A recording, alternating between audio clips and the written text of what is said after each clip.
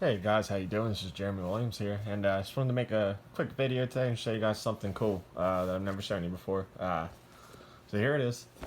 This is a new old stock Mach 26 with a super weird crankshaft end. Or it's not weird, it's just different. Any kind of modern big block engine, 3.5 cc and above would come with a SG crank, and that's your standard for what little monster trucks are left, and 1A scale buggy and truggy, and 1A scale on road, and 1/10 scale on road as well. So yeah, let's check this out real quick. All right. I forgot to take it out of the bag. That's all right. Hold on 1 second here. All right.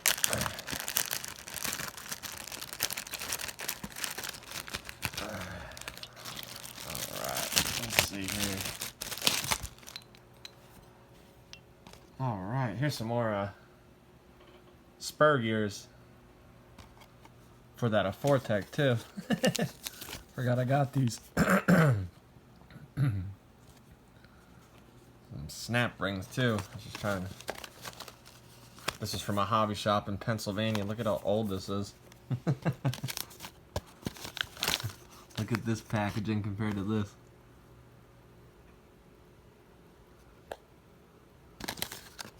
That's wild, isn't it? Alright, let's get this out of the way.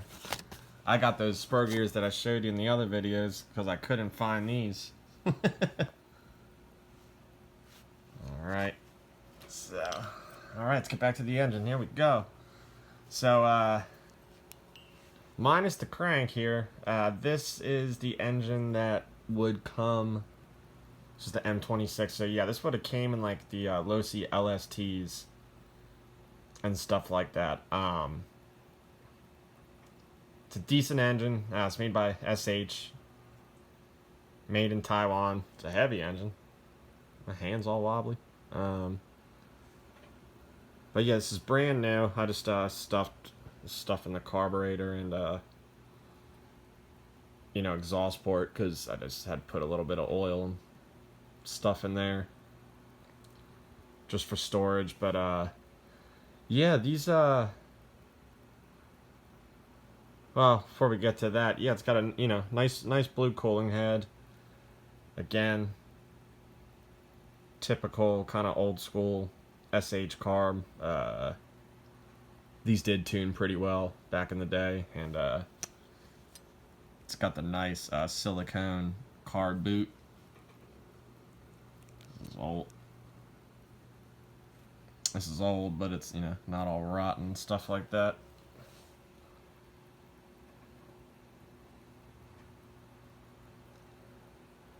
Pull start. Just kind of a cool piece of vintage RC here, and again, this is that threaded crank, and that's where my knowledge ends of this. I don't really know like what this would have gone in with this configuration or this crank. I have no idea. I know, like, I'm pretty sure like AFNA back in the day used to have a kit where you kind of had a bunch of different extensions and stuff for your crankshafts. You can put in like a multitude of different vehicles, but they since kind of streamlined that. This came in the box too. I really don't know what this is. I have no idea. But this certainly wasn't an informational video. I was just again, this is probably this year this engine's gonna be 20 years old ish, if I'm correct. I haven't had it 20 years, but kind of cool to have an engine hanging around that's 20 years old and unused. And this crank could definitely be swapped. I mean, these came in SG and threaded shaft versions, just threaded shaft SGs. the one that you all would be more familiar with, and myself included. You could swap out cranks, some kind of dynamite or cranks would probably fit this, and you know, definitely you know, if you were able to find the stock Dynamite SG crank for this engine, because even though it's Dynamite, remember that most Dynamite stuff was SH back in the day. Most. Dynamite did have an alpha based engine too, and that's about all I know about Dynamite.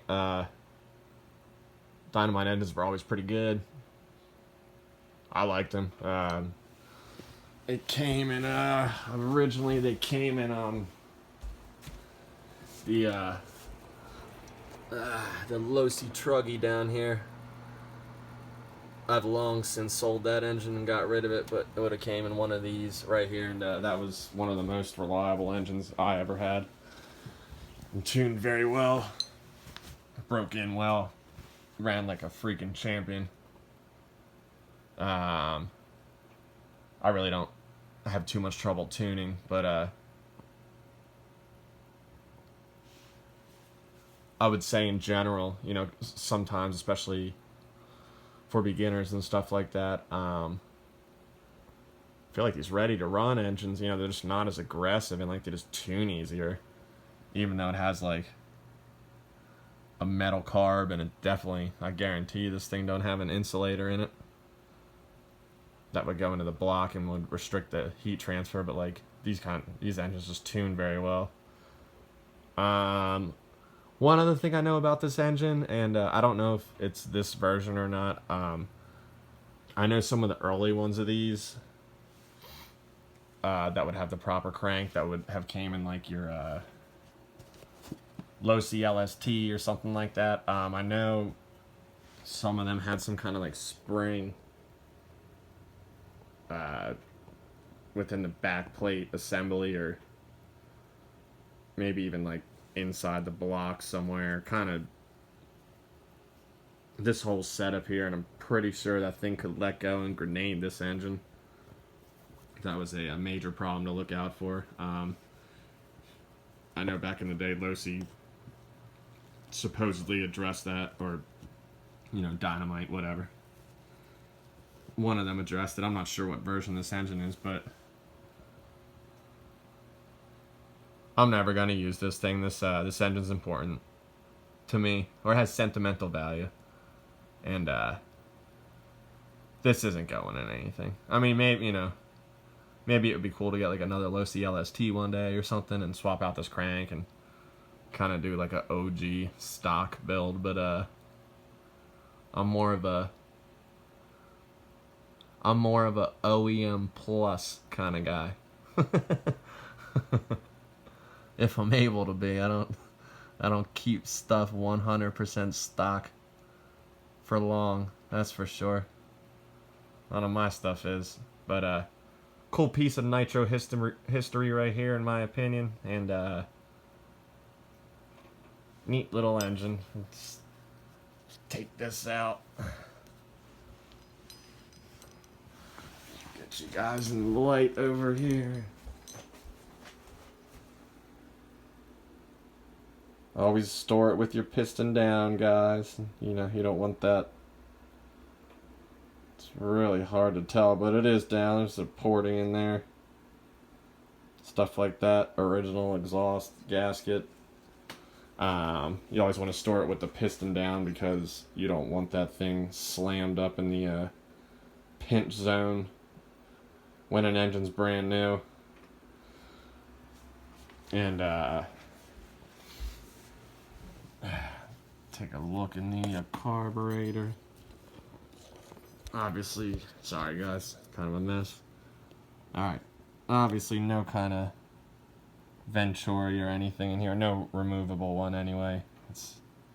That's not how these engines went back in the day. Not like that. Regular sealed front bearing. Looks like a beefy pull start unit. Phillips head screws holding that in. That's odd.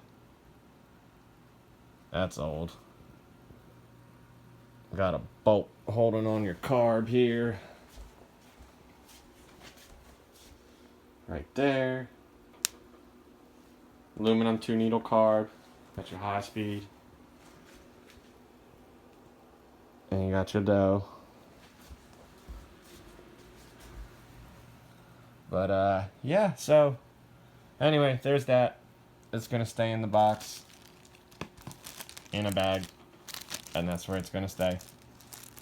But I'm not getting rid of it, so don't ask. I'm just kidding, though. Alrighty. Well, that's all I wanted to talk about tonight, and again, we're gonna continue with the advice.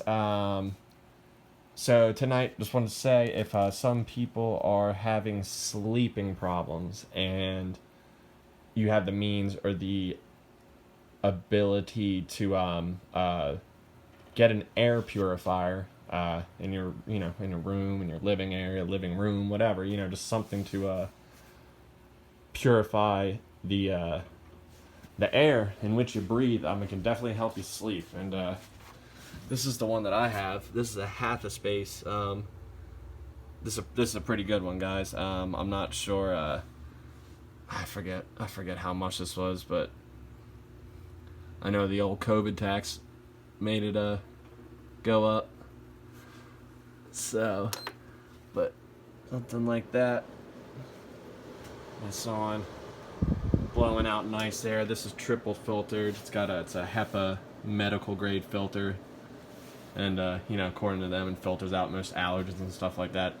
Someone like me, I haven't breathed very well since the day I was born, to be honest. Bouts of asthma, rather, here and there. And I definitely smoke cigarettes, and I know, doesn't help. But, certain houses or places you could live, it could just have poor air quality. And, when you're breathing that stuff in, that could be a cause of, like, sleep problems and stuff like that. And, outbreaks of asthma and all that, which can, make you not feel good and stuff like that. So, they got cheaper versions, and they got all sorts of stuff on Amazon, but it's always good to have a couple of these in your living quarters. If your house has a mold problem, you definitely want to get that fixed. Really hard sometimes, and because that shit's a killer. But what was I gonna say? If you can't quite get a full, mold cleaning service, or fans, and don't want to use a bunch of bleach to kill this shit, and just have it come back and stuff like that, this could help mitigate some of the issues that a mold problem could cause. And mold is really predominant in older homes, and you got a water leak and stuff like that. And again, all this stuff, if you don't feel good, you're not sleeping well, you're not breathing well, you can do something like this to hopefully breathe in more purified, clean, crisp air. And you can quit smoking cigarettes or something like that, but I'm not doing that at the moment. So, anyway, that's the tip for the day. Here's the engine for the day. And, appreciate each and every one of you guys. Alright, thank you very much again. This is Jeremy Williams, and I'll be back with another video soon. Alright, thank you all.